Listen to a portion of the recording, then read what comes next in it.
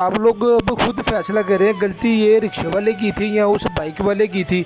इस वजह से मैं आप लोगों को कहता हूँ, अगर आप लोगों ने ऑटो रिक्शा लेना है या लेने की सोच रहे हैं, गलती आपकी होगी या नहीं होगी, गलत आप ही होगे लोगों की नज़र में।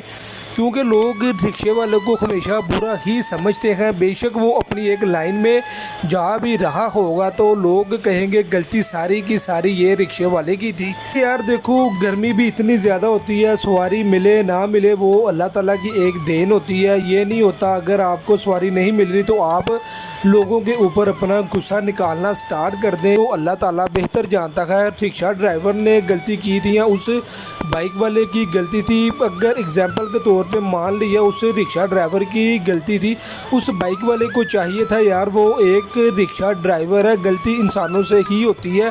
अगर उससे गलती हो गई थी तो उसको इस तरीके के साथ उससे नहीं बोलना चाहिए था, क्योंकि वो तो उम्र के लिहाज से भी उससे काफ़ी ज़्यादा बड़ा था। रिक्शा ड्राइवर बाहर आया, वो उसको कहता भी रहा है, लोगों को चिल्ला चिल्ला कर कह रहा है, इसको बोलने की तमीज़ नहीं है।